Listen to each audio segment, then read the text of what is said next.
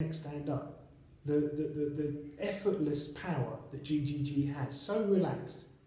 Walk into the ring like walking through a meadow. You know, he was laughing, he was smiling, he was saying hello to people on the way there. Like, oh, this is fun, having a boxing match. I think Brook's in for a real surprise. I mean, because no doubt Brook's a good fighter, very slippery, very awkward. But I think he's really now going to. I mean, even if he is supposedly heavier than Golovkin now, Golovkin strikes me as a sort of guy who would be in very good shape year round. Brook, we know, is not always in good shape. He goes up and down fitness-wise, and he is a welterweight. No matter how fat he gets between fights, he's a welterweight, and Golovkin's a middleweight, and that's why he's bigger, and that's why I think eventually that he's a very strong middleweight, and I think that's what will get to Brook in the end. Like I say, Brook hasn't really ignited since he won the title with the low level of opposition. I mean, if he either wins, it's a no-lose really, because if he loses, apparently he keeps his IBF title and he can go back to welterweight and fight again. That would be difficult from a pure physical and boxing point of view. That's going to be really difficult to perform well at welter after having gone up to middle. I mean, it will really take a lot out of him, in my opinion. And I understand the frustration that Brook must have. He probably thought, right, I'll win a world title and suddenly the millions are going to roll in. He's won a world title and then he's had like 3 fights that didn't really do it. And he wants the money. So I mean, you could look at it, this is Kell Brook cashing in. You might be thinking, well, I've had enough of this now. I've waited and waited and waited. I've not earned the money that I was expecting to make. If I fight this guy who's much bigger than me, I will get the money. And that might be his reason. Either that or he has phenomenal self-belief and genuinely does believe. And I actually think that is the case. I think he does believe he's going to go and do it. I don't believe he's going to do it, but I do believe that he believes he's going to do it genuinely. I don't think he's cashing in. I think he thinks he can do the business. How he sort of came to that conclusion, I don't know. But just having seen him and known him for, you know, not as a close friend, but known him through his career, followed it, I think he genuinely does believe that he's that good. So we've got 2 guys trying hard. They're both top level performers, and the winner can sort of use the loser as a springboard.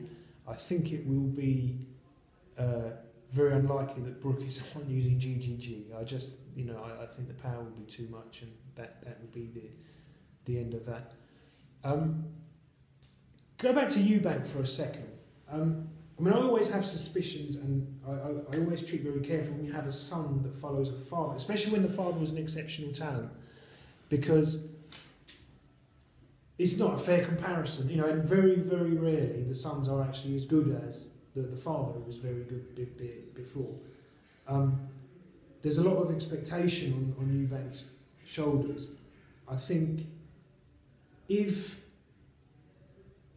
he gets a couple of wins that justify the attention that he seems to get, then this fight makes itself, because the money will be there. The problem that you've got is selling it to Americans, pay-per-view, or selling it around the world. GGG's going to fight Eubanks. Well, people don't know Eubanks outside of the UK. I mean, in the UK, in honesty, I think we only know Eubanks Jr. really on the level that we do because of his dad. Because if you look through his ledger, it's good and it's getting better. If you look, Nick Blackwell, great win. Tom Doran, good win.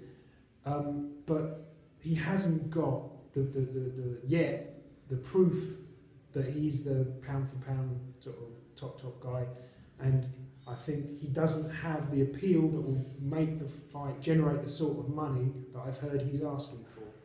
Hence why he's missed out. For now, I think that fight makes itself. I think down the line, especially if you look from GGG's point of view, he comes and fights at the O2, he will become a big name in the UK, meaning that people will then, more in the UK will buy it pay-per-view, more will buy tickets, and then maybe Eubanks gets his second bite at negotiating that fight and making it happen.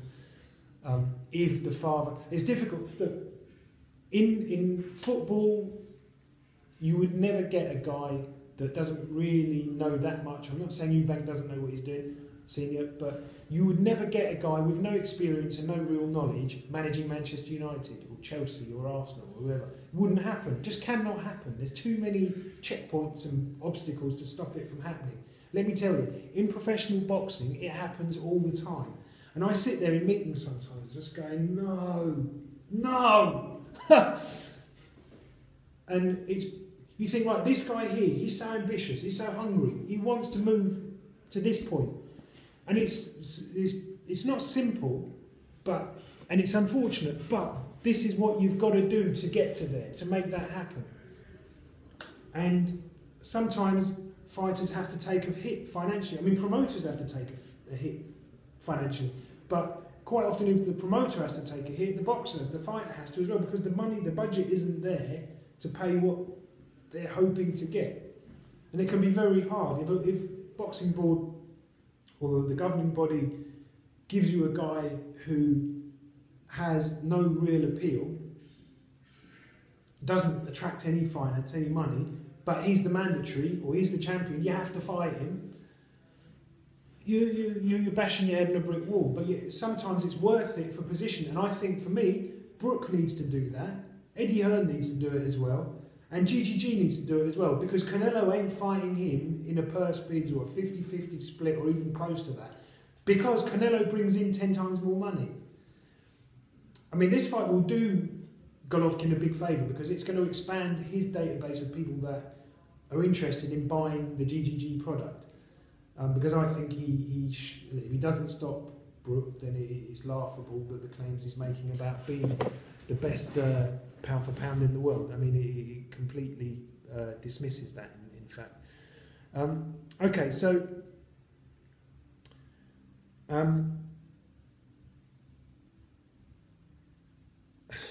Eddie Hearn is selling the fight obviously as the two top guys pay-per-view wise, and I don't necessarily agree with that, but what I do think is that this fight will make someone that has pretty much a justifiable claim to be in that sort of bracket, and then to go and fight maybe a Canelo, and I think GGG wins it, and then I think GGG then needs to have a bit of a reality check in the negotiating table. He'll have to take a hit, but that fight now will generate even more money than it would before.